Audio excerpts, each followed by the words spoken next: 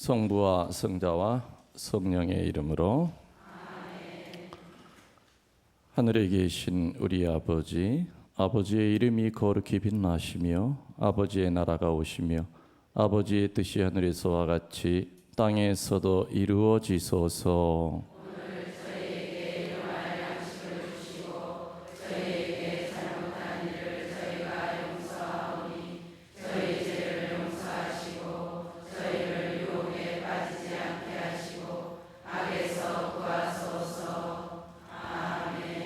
좋으신 하느님 아버지,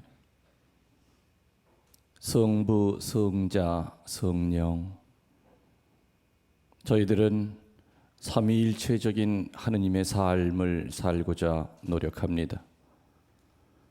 하느님 한 분이시지만 창조사업과 구원사업과 성화사업을 늘 우리들에게 하고 계신다는 것을 믿습니다.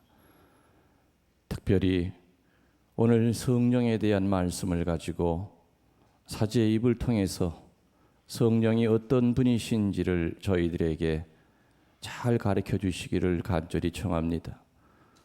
늘상 성호를 그으면서도 성령을 부르면서도 가장 멀리인 듯한 것이 성령이 아닌가 생각이 됩니다. 성령이 아니 계시면은 우리 교회는 한갓 조직이요, 성령이 아니 계시면은 전례는 옛것에 대한 재현에 불과합니다. 성령이 아니 계시면은 사제의 삶도 수도자의 삶도 평신도의 삶도 허수아비밖에 안 된다는 것을 압니다.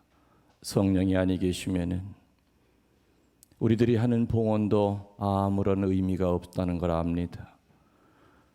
오늘 사제의 입술을 통하여 오늘 이 자리에 성령이 함께 하셔서 당신이 어떤 분이신지를 알려줄 수 있는 그러한 은혜와 또 들음의 분별도 같이 주시기를 청하면서 우리 주 그리스도를 통하여 비나이다. 아멘. 성부와 성자와 성령의 이름으로. 아멘. 참 예수님. 요즘은 자동차가 하도 이제 일반화가 되어 있습니다. 또 수녀님들도 자동차 운전하시는 분들 많이 있죠. 네. 어느 수녀님이 아주 면허를 4번 만에 어렵게 따가지고 본당 신부님이 면허를 따게 한 이유는 다른 게 아닙니다. 그 성당이 시골이기 때문에 공소가 멀어요. 그래서 그냥 낡은 차 하나 이렇게 사주시면서 공소에 교리 가르치러 다녀라 해가지고 면허를 따게 하셨어요. 그래서 수녀님이 뭐 이제 초보자죠. 초보자 상태에서 자동차를 몰고 이제 공소를 가서 교리까지 다 가르친 건 좋았는데 돌아오다가 중간에서 차가 섰습니다. 다시 시동을 아무리 걸어도 시동이 안 걸려요. 그 원인이 뭐였을까요? 기름이 떨어진 거예요. 그러니까 이 비기너들이 제일 많이 당황하는 것이 기름이 얼마나 남았는지 그걸 잘 확인을 안 하죠. 저도 옛날에 면허 따가지고 보자 신부 때 차 몰 때 한번 그래 본 적이 있었어요. 중간에 서본 적이 있었는데 하여튼 그 수녀님도 이제 그런 일을 당하신 거예요. 그래서 한참 만에야 이게 기름이 없구나. 이 게이지가 이게 밑바닥까지 내려가 있는 거 보니까 기름이 없구나. 근데 뭐 그 시골 길에 뭐 차도 뭐 인적도 드물고 그런데 어떡합니까? 그래서 일단 차를 놓고 터벅터벅 주유소 있는 데까지 걸어갔어요. 한 30분을. 그래서 시골 주유소가 뭐 크기나 합니까? 그냥 뭐 주유기 하나 달려 있고 그냥 좀 허접하죠. 그래가지고 이야기를 하거나 기름 좀 얻으러 왔다 하니까 그 주유소 주인이 그럼 수녀님 통을 갖다 들이대세요. 통 없는데요. 그럼 여기는 통 안 파는데요. 통이 없다는 거예요. 그래서 수녀님이 그 주유소 여기저기를 둘러보니까는 그 주유소 그 아저씨 그 어머니가 살아계실 때 썼던 요강이 하나가 보여. 먼지가 그냥 시커멓게 낀 요강이. 그래서 이제 저기에라도 받아가야 되겠다 해가지고 요강을 갖다 이렇게 물로 닦아가지고 아내를 행겨가지고 아저씨 여기라도 좀 기름 좀 넣어달라고. 그래서 한 2만 원어치 넣으니까 아주 요강이 꽉 차요. 그래서 그 요강에 위에를 이렇게 덮어가지고 옛날에 뭐 물 해서 요강을 머리에다 이고서는 30분 길을 갖다 수녀님이 그 한번 상상해 보세요. 얼마나 웃기는지. 그 이제 깔때기가 있어야 또 기름을 붓잖아요. 그래서 또 가만히 보니까는 그 뭐 두꺼운 뭐 도화지 같은 것이 하나 책갈피가 있어가지고 그걸 찢어서 둥그렇게 깔때기를 만들어가지고 주유구에다가 꽂고 요강을 들어가지고 이렇게 붓고 있었는데 그때 마침 큰 화물차가 그 앞을 지나가다가 그 기사가 수녀님이 요강을 들고서는 붓는 거를 보고 그 자리에 서서 충격을 받았어요. 그 기사는 천주교 신자였는데 맨날 뭐 이거 운송한다고 바빠가지고 한 20년째 냉담자야. 딱 서서 그 수녀님이 요강에 있는 물을 붓는 걸 보고 충격을 받았어. 왜 충격받았을까요? 세상에, 저게 바로 믿음이다. 저게 바로 믿음이다. 오줌을 부면서 차가 가기를 바라는 저 믿음. 아, 주님, 저는 죄인이올시다 하면서 차에서 내려가지고 그 수녀님 앞에 무릎을 꿇고 수녀님, 이 죄인을 인도해 주소서. 저는 수녀님의 믿음 100분의 1만이라도 있으면은 원이 없겠습니다. 그 수녀님은 상황을 설명하기에는 너무 긴 얘기라 딱 보니까는 이 기사가 이게 자기가 오줌을 분 걸로 알고 있는 게 분명했어요. 그래서 그 수녀님도 더 웃기죠. 예, 형제님, 저는 수시로 오줌을 붓습니다. 믿음만 있으면은 예수님이 가나안 기적에서 물을 포도주로 만들었듯이 믿음만 있으면 오줌도 휘발유가 될 수 있습니다. 그 기사는 더더욱 감동을 받아가지고 수녀님, 제가 오늘 집에 가자마자 바로 성사 보고 이번 주부터 열심히 신자생활 하겠습니다. 참, 기가 막힌 얘기지요. 기가 막힌 얘기. 그렇지만은 수녀님은 요강 하나 가지고 20년 냉담자를 성당으로 끌었다고 하는 전설이 올시다.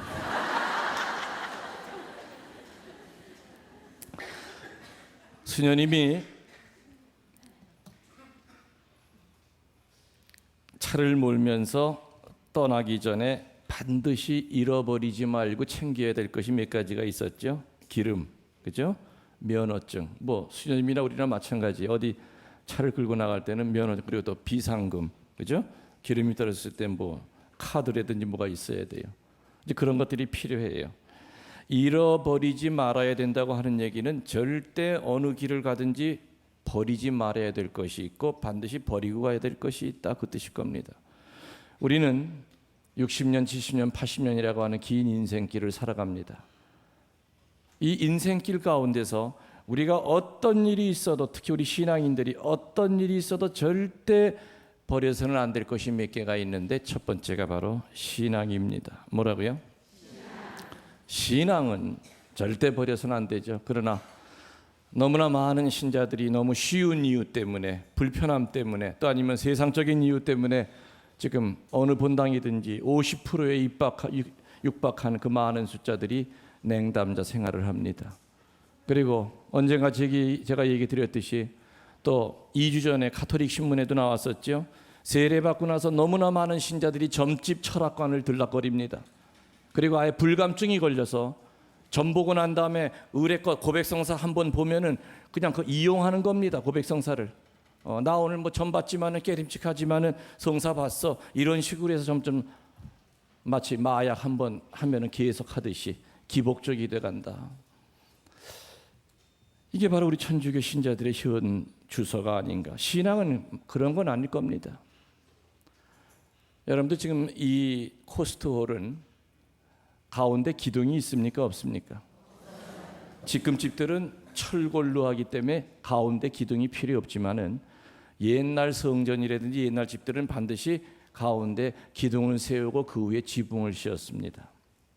그러면 우리가 잃어버리지 말아야 될 것, 절대 버려서는 안 될 것 첫 번째가 신앙이라고 그랬는데, 그럼 신앙이라고 하는 지붕이 있어요. 그럼 그 지붕을 떠받치고 있는 기둥이 필요하겠죠. 그 기둥은 저는 크게 두 가지로 얘기합니다. 첫 번째 기둥은 뭐냐? 하느님을 첫째 자리에 모시는 겁니다. 솔직히 여기 있는 여러분들 마음속으로 생각하시면서 내가 지금 가장 귀중하게 여기고 있는 건 네다섯 가지의 그 중요한 가치를 머릿속으로 그리면서 그 첫째 자리에 하느님이 계신가? 우리 여기 자매님 본명이 어떻게 되세요? 데레사 씨. 데레사 씨는 첫 번째 자리에 하느님 계세요? 잔머리 굴리지 말고 그냥 쉽게 얘기하세요. 뭐 텔레비 나온다고 해서 뭐 좋은 말만 할 필요 없는 거니까. 첫째 자리에 하느님 정말 계세요? 자식보다도 더 위에 있어요? 하느님이? 남편보다도 위에 있어요?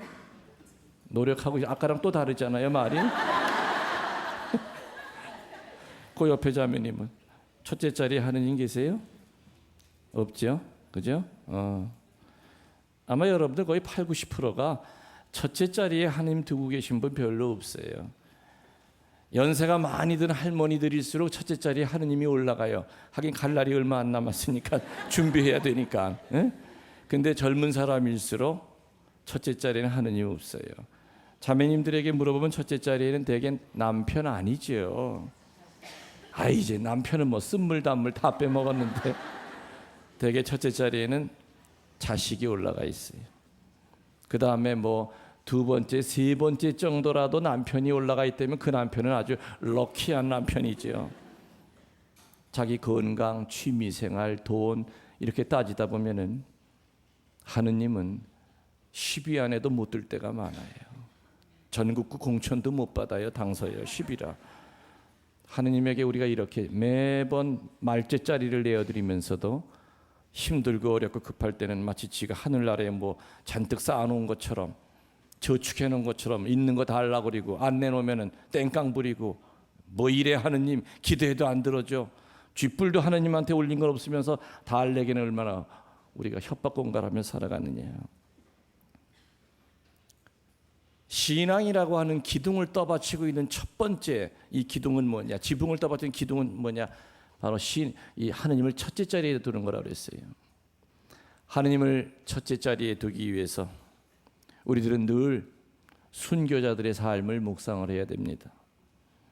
순교자들이 아침에 눈 뜨면서부터 밤에 잠잘 때까지 늘 수십 번 그 옥살이를 하면서 그 고통 가운데 그걸 이겨나갈 수 있었던 영적 구호가 있었다고 그랬어요. 제가 언젠가 한번 말씀드린 적이 있어요. 아침에 눈을 뜨면 적어도 우리 신자들은 그 세 가지의 영적 구호를 힘차게 외치고 흔들릴 때마다 그 영적 구호를 외쳐야 되는데 따라하십시오. 첫 번째, 오직 예수님께 대한 사랑. 오직 예수님께 대한 순명. 오직 예수님께 대한 충성. 사랑, 순명, 충성의 뜻은 다 알아들으실 겁니다. 그런데 앞에 붙어 있는 이 오직이라는 말이 영 깨림칙하게 걸립니다. 오직이라고 하는 말은 순도를 나타낸다고 그랬죠. 여러분 손에 끼고 있는 금반지가 14K도 있고 24K도 있고 99.9% 순금이었듯이 순도 100%를 지향하는 하느님에 대한 사랑, 순도 100%짜리 하느님에 대한 순명, 순도 100%짜리 하느님에 대한 충성으로 불타 있을 때야 비로소 하느님이 첫째 자리에 올라가시지. 가끔 하느님에게 순명하고 마음 내키면은 충성할 거고 기분 내키면 하느님 사랑할 거다 하는 그런 정신 가지고는 절대 순교자들이 목을 내놓는 이유를 절대 우리는 이해할 수가 없습니다. 왜냐하면 우리들은 80%의 하느님에 대한 순명 생활을 하다가 20%의 불순물이 껴가지고 냉담자가 되거나 여호와 증인으로 빠집니다. 99%의 하느님에 대한 순명 생활을 하던 사람도 1%의 그 불순명 때문에 하느님과 등을 지고 교회를 멀어집니다. 그렇기 때문에 본당 총회장 하던 사람도 냉담자가 될 수 있다는 것이요, 구리야 단장을 20년 30년 하던 그러한 사람들도 여호와 증인에 빠질 수 있다는 뜻입니다.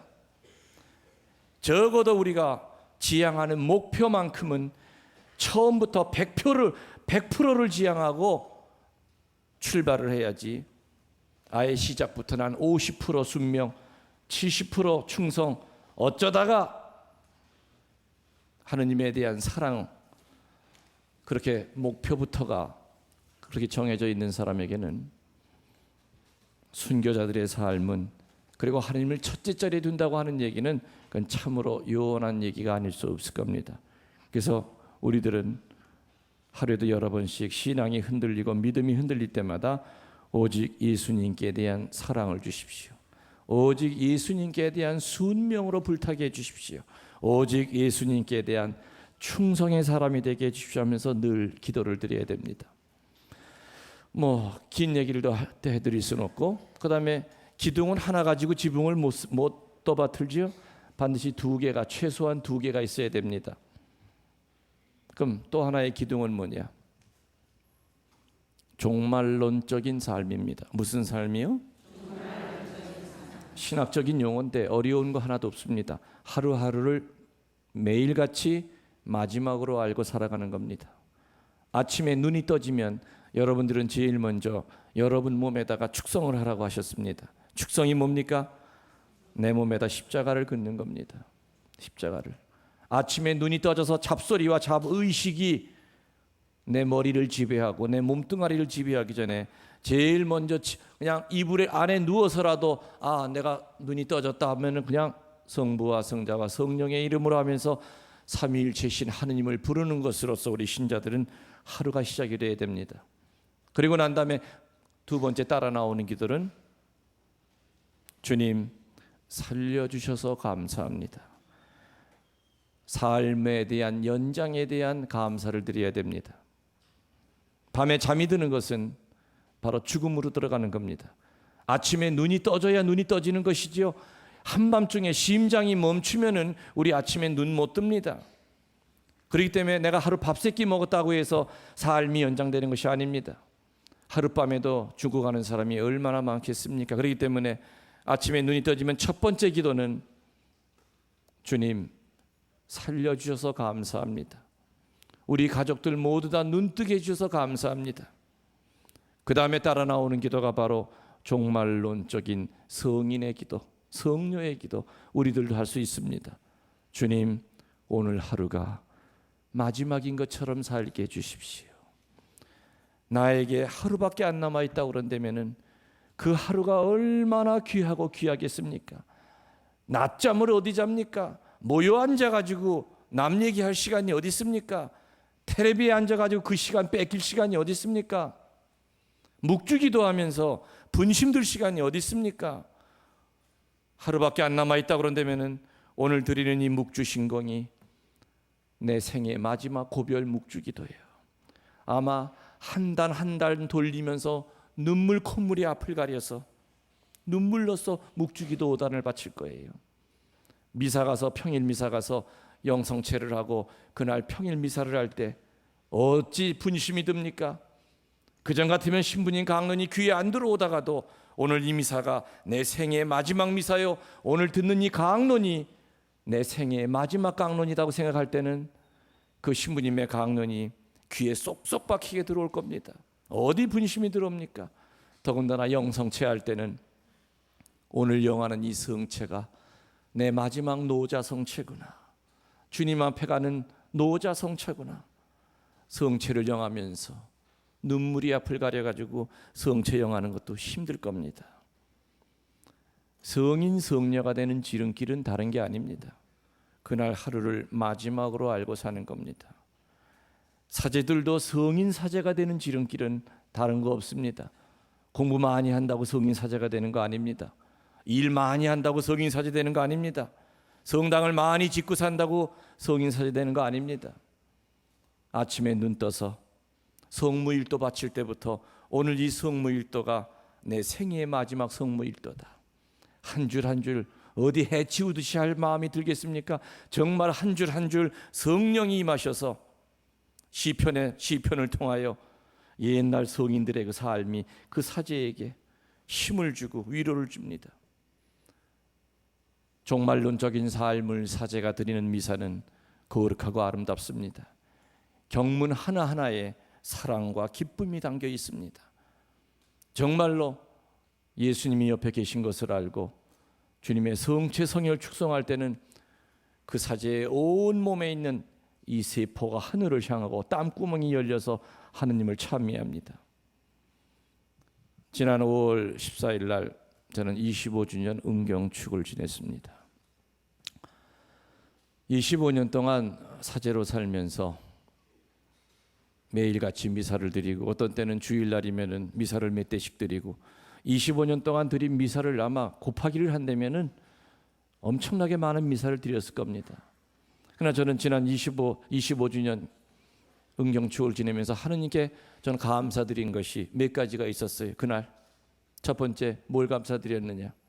25년 동안 살면서 하느님과 주교님에게 순명할 수 있게 해주셨던 거 감사드린다고 그랬어요. 그날 강론 제가 답사하면서 사제로 살면서 주교님이 어떨 때 저에게 요구하는 거 이성적으로 참 받아들이기 어려웠고 거부하고 불순명하고 차라리 다른 길을 택할까 갈등도 몇 번 있었지만은 그러나 내하고 순명했기 때문에 결과는 늘 아름다웠었다는 거. 저는 25주년 살면서 그거 첫 번째로 하느님이 감사했어요. 하느님과 장상에게 순명할 수 있었다는 거. 두 번째 감사했던 건 뭐였느냐? 25년 동안 미사를 드리면서 말씀을 선포할 때 꾀부리지 않고 정말 평일 강론이라도 며칠 동안 길을 쓰고 준비하고 성령께 도움을 청했고 그래서 수많은 사람들이 제 강론을 듣고 치유를 받고 위로를 받고 다시 새 삶으로 돌아갔다고 하는 거. 그리고 미사 드릴 때 분심 없이 25년 동안 미사를 드릴 수 있게 해주셨다는 거 저는 하느님께 감사드렸어요. 저는 지금도 제1을 입을 때부터 떨리기 시작합니다. 제1을 입을 때부터 그 긴장감은 이루 말할 수가 없어요. 여러분들 성당에 들어오면서 미사 성당 들어오면서 성당 문 열면서 떨리기 시작합니까? 떨리셔야 됩니다. 예수님을 만나러 왔고 말씀을 영접하러 왔는데 떨려야 됩니다. 저도 떨립니다. 25년 미사를 드렸어도. 제1을 입고 제단 앞으로 걸어갈 때도 어떤 때는 그렇게 떨릴 수가 없습니다. 미사를 드릴 때 경문 하나하나가 잘 보이기 위해서 돋보기까지 쓰고 저는 합니다. 잘 보이게끔. 글자 하나, 왜냐? 외우긴 다 외워요. 25년을 했기 때문에 외우지요. 그러나 외운다고 해서 경문 안 보고 하는 것과 다른 것이지요. 하나하나, 글자 하나하나. 신자들은 앞에서 우리 신부님이 미사를 참 정성스럽게 드리시는구나 아니면 해치우는구나 하는 거 누구보다도 신자들이 제일 정확히 압니다. 우리 신부님 강론 준비하셨구나. 우리 신부님 요즘 강론 준비 안 한다. 딴 데서 뺏기 오기만 한다. 2페이지 4페이지 밖에 가지고 거꾸로 읽고 있구나. 누구보다도 신자들은 예민하게 그것을 알아챕니다. 저는 지금도 특별히 성체 성혈 축성할 때는 온몸이 떨리고 목소리가 떨립니다.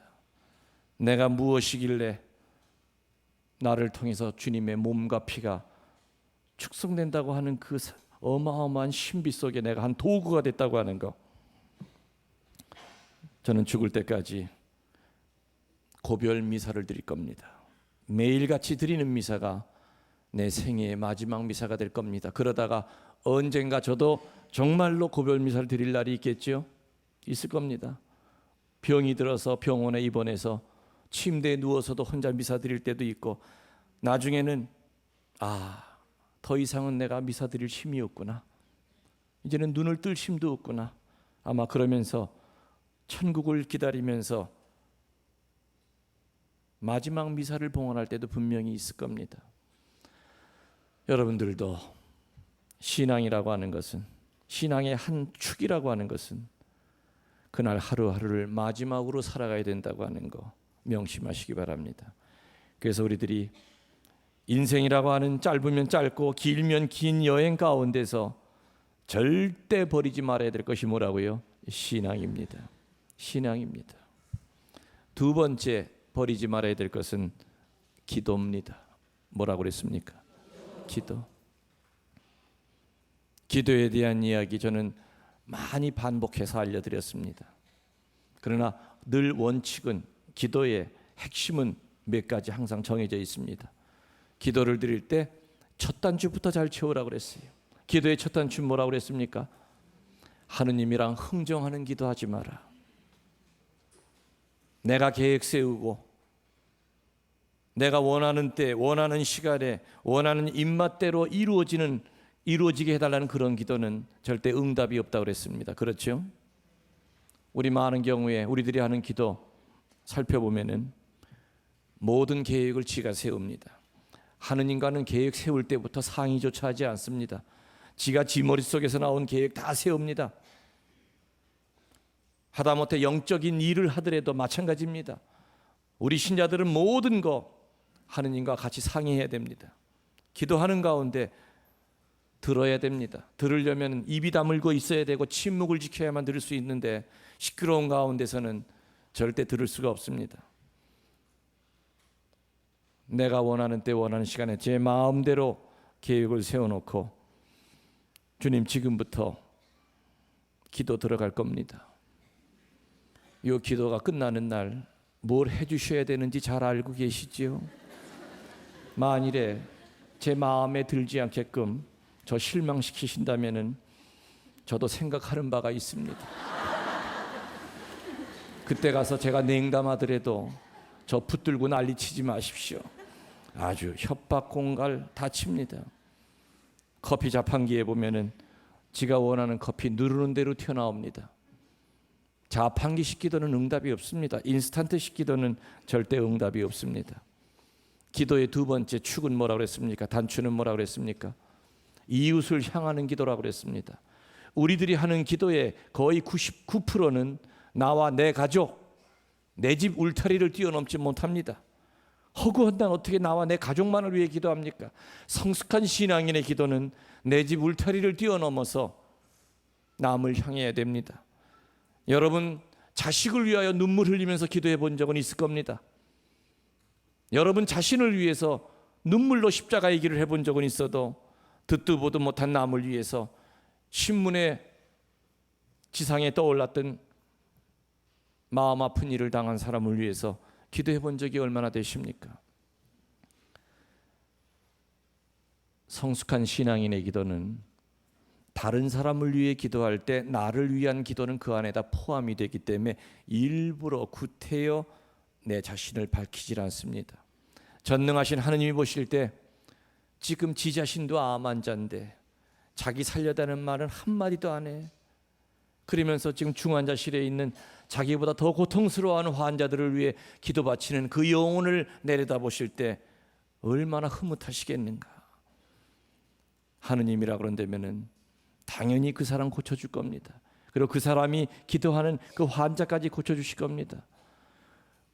우리들은 하느님이 눈이 먼 줄 알고 안 보이는 줄 알고 귀가 안 들릴 줄 알고 구체적으로 하나하나 미주얼 고주알 주님 제가 이렇게 지금 어려운 상황에 있고 지금 혹시 잘 연세가 많으셔서 못 보실지도 모르고 또 보청기 갈아 끼신지도 얼마 안 되셨고 하면서 그냥 내가 처지가 이렇고 꼬라지가 이렇고 이거 아시죠 하면서 일일이 설명을 하려고 하는데 하느님은 머리카락까지 세고 계신 분이요 우리의 과거와 지금 현재의 삶과 앞으로의 삶까지도 섭리하시는 분이시기 때문에 우리들 입에선 사실은 많은 기도가 필요 없습니다. 그렇기 때문에 관상 기도가 필요한 거죠. 성숙하지 않은 신앙인들은 말을 많이 해야만 기도인 줄 압니다. 그러나 물론 통성 기도 할 때도 있습니다. 그러나 가장 위대한 기도는 뭐냐? 관상 기도입니다. 하느님을 보는 겁니다. 그분이 나를 보고 계시고 나도 그분의 발치에 앉아 있다고 하는 걸 의식하는 기도죠. 관상 기도의 가장 대표적인 것이 뭡니까? 묵주 기도입니다. 로사리오 기도입니다. 로사리오 기도는 대표적인 관상 기도의 첫 번째죠. 예수님의 공생활 신비를 묵상하는 관상기도입니다. 그래서 우리의 기도의 두 번째 단추는 내 집 울타리를 뛰어넘는 성숙한 신앙인의 기도가 되어야 된다. 허구한 날 나와 관련된 사람들만을 위해서, 나와 핏줄이 연결이 되어 있는 사람들만 위해서 살려달라고 하고 낫게 해달라고 하고 도와달라고 하는 거, 그거는 미성숙한 기도입니다. 그렇게 시작이 됐다 하더라도 적어도 성숙한 신앙이라면은 이제는 내 집을 벗어나야 됩니다. 신문을 보다가, 텔레비를 보다가 가슴 아픈 장면이 나오고, 중국에서 그 많은 사람들이, 그 많은 아이들이 부실공사 때문에 학교가 다 무너져서 그 깔려가지고 울부짖는 그거를 볼 때 여러분들 뭐 하셨습니까? 그때 텔레비 끄고 기도하셨습니까? 아니면 혓바닥만 쳤습니까? 저런 이건 개 부르는 거지 기도가 아닙니다. 우리들은 많은 경우에 혓바닥 차면서 그게 기도인 줄 압니다. 아니지요. 저는 그 장면이 눈에 보이면 바로 텔레비 끄고 바로 무릎 꿇고 예수님 가서 보세요. 저 울부짖는 엄마들을 보세요. 위로 좀 해주세요. 한 아이라도 더 찾을 수 있게끔 도와주세요. 믿음으로 하는 기도는 하느님에게 올라갑니다. 그게 바로 화살기도죠. 그게 바로 성숙한 신앙인의 내 집 울타리를 뛰어넘는 기도입니다. 차를 타고 가는데 어떤 사람이 길바닥에 뒹굴르고 있어요. 복통이 나는지. 차에서 뛰어내릴 수는 없고 어떡합니까? 어이구 저거 어이구 해봐야 백날 소용없습니다. 쩌쩌쩌쩌 해봐야 소용이 없습니다. 그때 눈 감고 기도해. 예수님 저 사람 좀 살려주세요. 그럼 내가 못 간다 하더라도 분명히 천사를 보내서 그 사람 병원으로 누군가 데려갈 거예요. 힘이 있는 기도죠. 이게 바로 살아있는 기도예요. 이런 기도 우리 절대 놓치면 안 됩니다. 세 번째 기도는 뭡니까? 기도하고 난 다음에 그 결과를 본인 자신이 확인하려고 하지 마십시오. 물론 어떤 기도는 그 기도에 대한 응답을 자기가 손에 쥘 수 있게끔 주실 때도 있고, 아니면 1년 후에 주실 때도 있고, 아니면 영영 못 볼 때도 있습니다. 그렇다고 해서 하느님이 귀가 먹으셔서 못 들으시는 게 아닙니다. 개망난이 자식을 둔 아버지가 있었습니다. 일찍 부인을 잃어버리고 호레비가 아들 둘을 키웠습니다. 그러나 그 아들 둘은 아버지 생각은 전혀 하지 않고 개망난 짓을 했고, 늘 이 아버지 하는 일은 뭐냐, 아이들이 사고 치면 파출소 가서 아이들 찾아오는 게 이 아버지의 일이었습니다. 이 아버지는 일 털어나가기 전에 늘 창고에 가서 무릎을 꿇고 기도드렸죠. 아버지가 암이 걸려 세상을 떠났어요.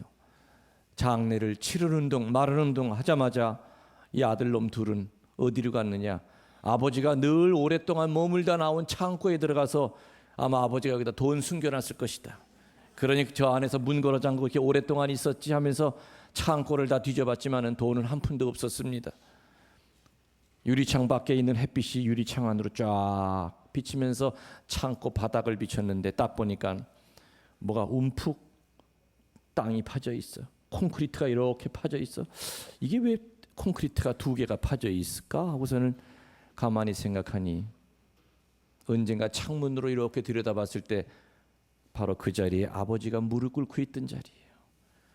아들의 회개를 위해서 그 아버지는 콘크리트 바닥이 파여나갈 정도로 아들을 위해서 기도하고 있었던 겁니다. 그 자리를 보고 두 아들은 땅을 치고 통곡을 하면서 그때야 회개했어요. 우리 살리려고, 우리 회개시키려고 우리 아버지가 핏덩어리 우리 둘을 키우면서 바닥이 이렇게 파일 정도로 우리를 회개를 위해 기도하셨구나. 그 아들 회개하고 아름답게 살았죠. 그 아버지는 그 아들 회개하는 거 눈으로 봤어요? 못 봤어요? 못 봤어요. 그러나 그 기도 분명히 들어진 거죠. 분명히 들어주신 거예요. 어느 할아버지가 저에게 오시더니 신부님 저 이제 기도 놓겠습니다 그래요. 왜 기도 안 하시려고요? 그 할아버지는 한평생 기도의 첫 번째가 뭐냐? 우리 집에서 사제 하나 나오게 해달라는 게 늘 첫 번째 기도였대요. 자기네 집은 5대째 순교자 후손인데 그토록 기도해도 세례받은 지 얼마 안 된 집에서도 사제가 한둘씩이 나오는데 우리 집은 200년 동안 천주교 집안인데 사제가 하나도 없고 수도자가 하나도 없대요. 그래서 이 할아버지는 한평생 했는데 이제는 나이도 80이 넘어가고 이제는 가망이 없는 거 이제는 포기하겠습니다. 저는 그 할아버지에게 그랬어요. 할아버지, 왜 할아버지 살아서 눈으로 보시려고 그래요? 할아버지 돌아가시고 난 다음에 할아버지 자손 가운데서 주교가 나오고 추기경이 나올지 어떻게 합니까? 할아버지 자손 가운데서 수도원 원장이 나올지 어찌합니까? 할아버지 기도는 절대 헛된 기도가 아니었어요. 하느님 책에 다 기록되어 있어요. 다만 하느님이 생각하고 결정 내리는 시간과 내가 생각하고 내가 결정 내리는 시간이 다르기 때문입니다.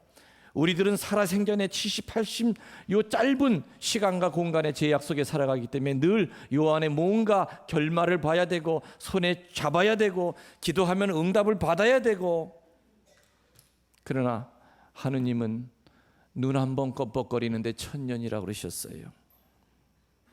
그렇기 때문에 이 짧은 시간과 공간 속에 살아가는 우리들에게 있어서는 하느님은 참 지루하려만치 응답을 안 하시는 것처럼 보일 때가 있습니다. 그래서 우리들이 기도할 때 늘 당하는 유혹은 뭐냐? 기도의 결과를 반드시 확인하고 싶은 유혹이 있어요. 그러나 그것은 성숙지 못한 사람들의 기도입니다. 성숙한 신앙인의 기도는 기도할 때 믿음으로 했으면 이 기도는 반드시 하느님에게 전달됐다는 것을 믿음으로 믿고 거기에 따라서 주님이 알아서 필요한 만큼 그분이 원하실 때 원하는 시간에 원하는 모양으로 내려주신다는 것을 분명히 믿어요.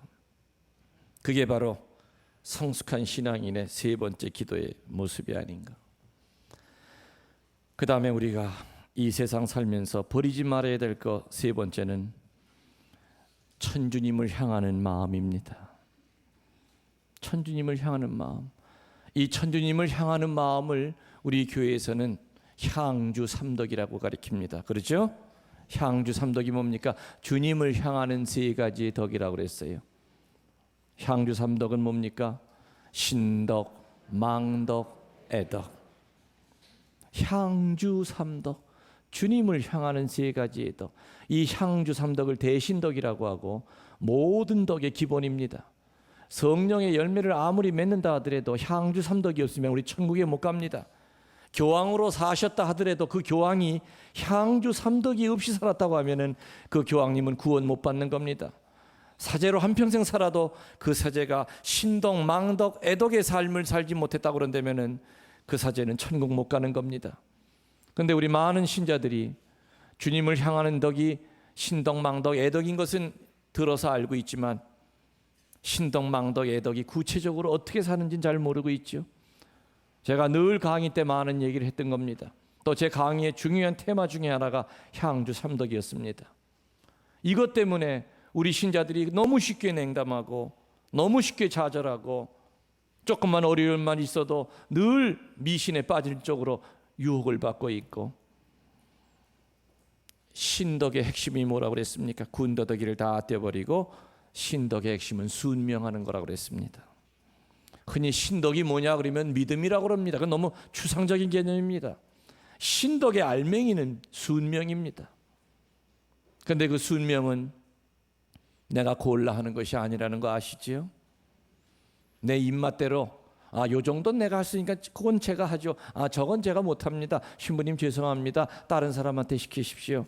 그게 순명이 아닙니다. 말도 안 되는 거지만은 일단 네 하면은 결과만큼은 상상을 초월할 정도로 놀라운 일이 벌어집니다. 종교인과 신앙인의 차이가 뭐라 그랬습니까? 종교인은 끝까지 하느님 앞에서 머리를 굴립니다. 그러나 신앙인은 이성적으로는 충돌이 오더라도 하느님이 원하시는 것이 일단 내 합니다. 그리고 우직하리만큼 무식하리만큼 그대로 하려고 애를 씁니다.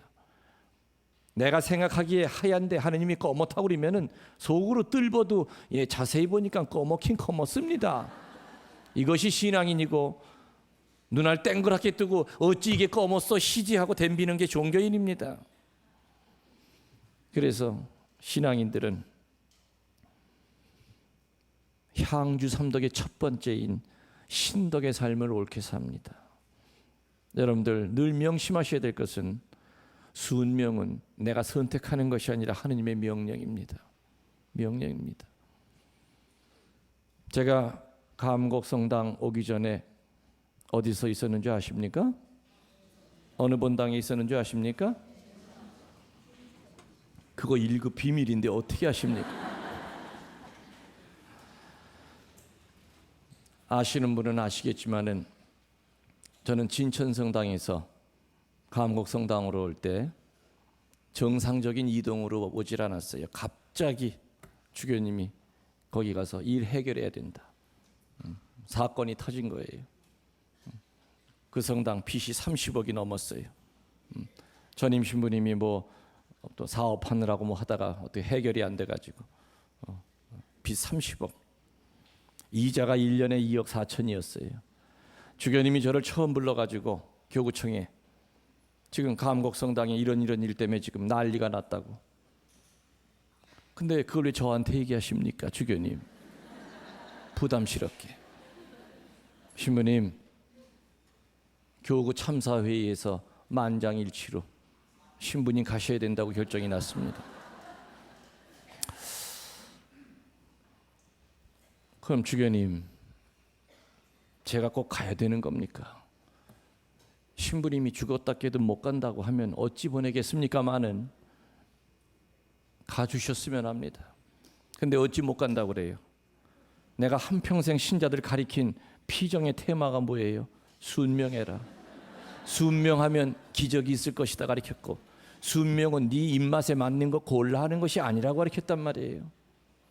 네, 가긴 가겠습니다. 근데 30억을 제가 갚아야 되는 겁니까? 주교님은 원금 갚으라는 말은 차마 못하겠습니다. 이자가 1년에 2억 4천이라고 그럽니다. 신부님은 가서 3년 동안만 길을 쓰고 이자만 한 3년만 좀 막아낼 수 없겠습니까?